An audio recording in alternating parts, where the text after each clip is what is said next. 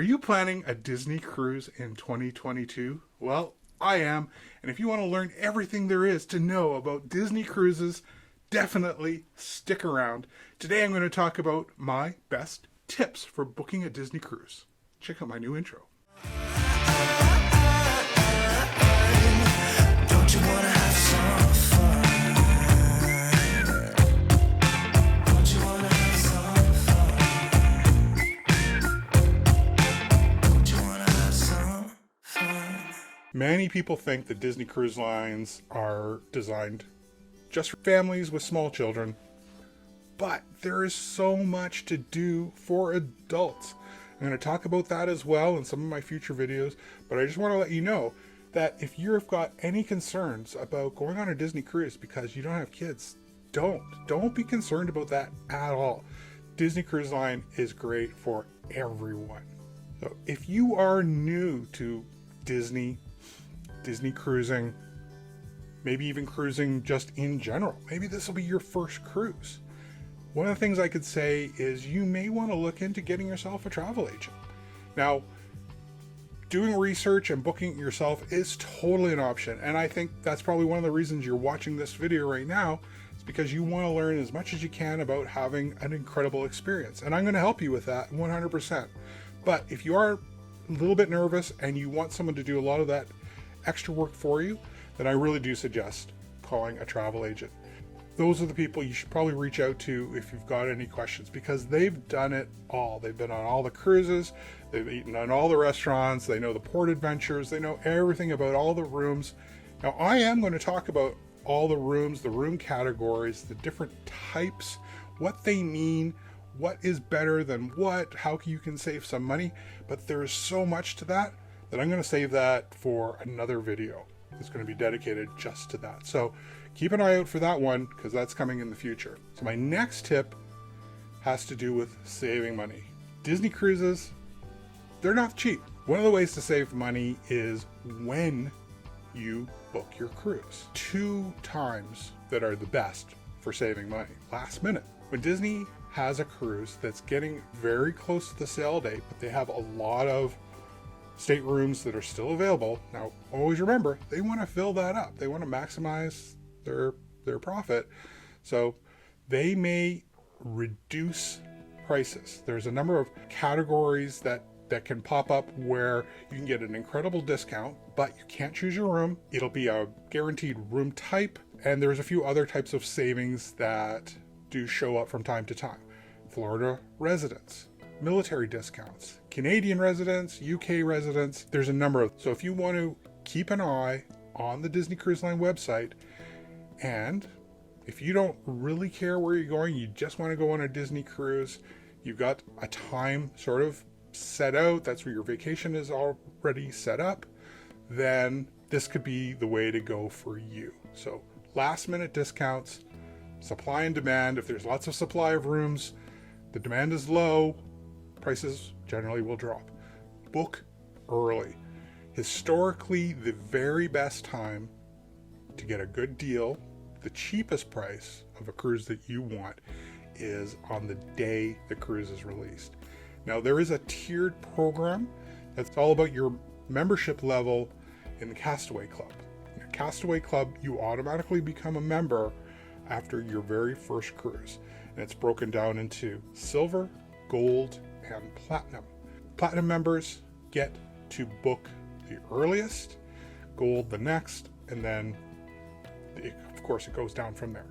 So if you are a premium cruiser, you get to have your first pick of cruises early. If you've never cruised before, you got to wait the longest. Currently, because of the pandemic, a lot of cruises are not selling out. So that does mean you shouldn't have to worry too much right now about getting online early, getting on the phone and trying to book that cruise. Now, a lot of people do that. Wait times can be pretty crazy. I've heard people having to wait on the phone for hours to talk to someone about getting their cruise booked.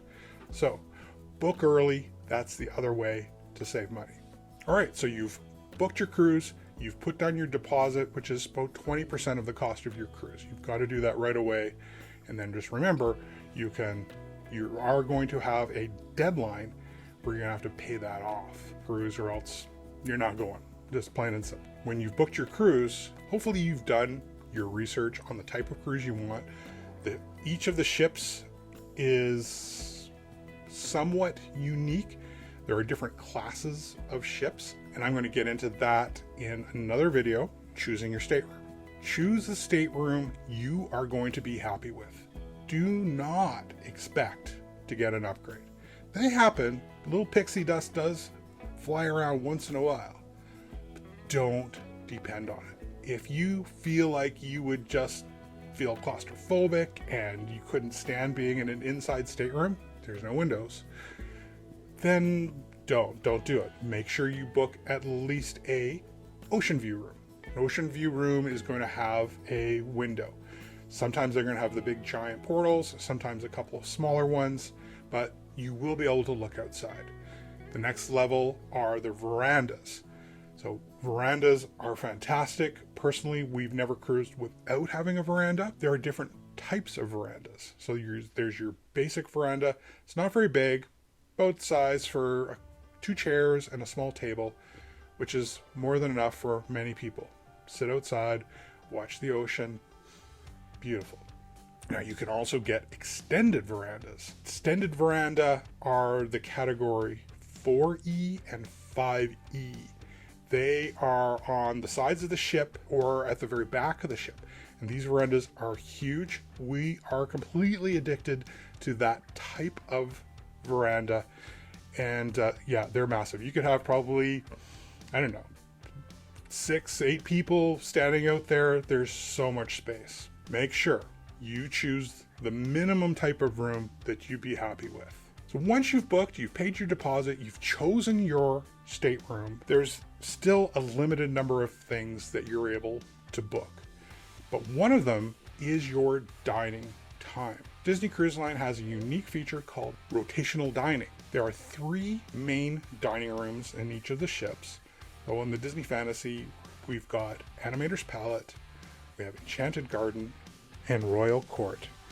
Throughout your cruise, you'll be designated a different place to eat for dinner each night. And one of the really cool things about that is you get the same servers every night. So they get to know you. If you like Coke Zero, you tell them that on the first night. You say you want Coke Zero with no ice. Every night you're going to have Coke Zero with no ice. You don't have to ask for it. If your son or daughter loves ketchup on the French fries, no problem. They're going to get it. If they don't like onions, they're going to know it. So that's the type of thing when I talk about outstanding service. There was one time I wasn't a big fan of our head server. That was a rare exception. And of course, we were stuck with that guy for the whole time. We didn't complain. We could have. And I bet you if we did, they may have assigned us to someone else. I don't know. But I think that's a very, very rare thing. And really, the only reason that we weren't a big fan is just they really pushing for us to give them a good review. Disney puts a lot of pressure on them to get guests to give them a lot of compliments in the customer survey. And that's great. And I'm one of those kind of people that is more than happy to go out of my way to call out a fantastic cast member or crew member. But when you get it pushed in your face every single day, it gets to be a bit much, and we didn't appreciate it. Maybe because we're Canadian, I don't know, but it just seemed really pushy. Again, that was an exception to the rule. There are 2 main seatings. There's an early and a later seating. The early one starts at about 5:45, and the secondary seating is at 8 p.m. Each one of those has advantages and disadvantages. And I'll get into that in another video, but that is something that you can control. So if you're used to having dinner at 6 o'clock because you're from the East Coast, that might be the best thing for you. Maybe you're like us and we're from Western Canada. 8 p.m. out on the East Coast local time is our 6 p.m. So for us, later is better. I think as you get closer to your cruise date, it may become more difficult to change that. So I would strongly suggest doing that as soon as possible. So what happens? You've decided to book really early. You know the date on your vacation. You know exactly the cruise that you want, and you go to book it, and it's full. Well, that can happen, but there's still hope. As I mentioned earlier, as people are forced to pay their final payment, some will not be able to do that. Keep looking, and if someone cancels it and you're online, boom, you get to grab that. I've been on YouTube for a while, and you know, I've never really specialized in any one thing. I've decided that I'm going to focus on all things Disney cruise for the next little while. I'm not saying that my channel is going to be completely dedicated to that, but what I am saying is this series is going to be dedicated to all things Disney Cruise Line, port adventures, dining, how to book a cruise, the new COVID testing, rules around masks, everything. One of the best things about being on YouTube is all the people I've gotten to meet. I've met some of you, I've met other YouTubers, and I've gotten to become friends with some. And two of the people who I've gotten to know the most, who really became real friends, are Tim and Jen from the Tim Tracker. Back in April of 2020, I was kind of celebrating the fact that we finally got our first vaccination against COVID. Everyone was starting to feel excited that maybe this thing was coming to an end. And I told my buddy Tim, and soon after he reached out and he said, hey, would you guys like to come on a cruise with us next year? So I talked to Charmaine about it, took about 10 seconds of deliberation, and boom, yes, we decided we're going to go on that cruise with you guys. My plan is to do 2 of these every week, at least until we do our cruise. And then after that, we'll be doing a whole series about the cruise, all the fun things that we're going to do with Tim and Jen and Jackson, of course. And I can't wait. Well, that's it for today. So thanks for watching. We'll see you next time from The Holy Moly.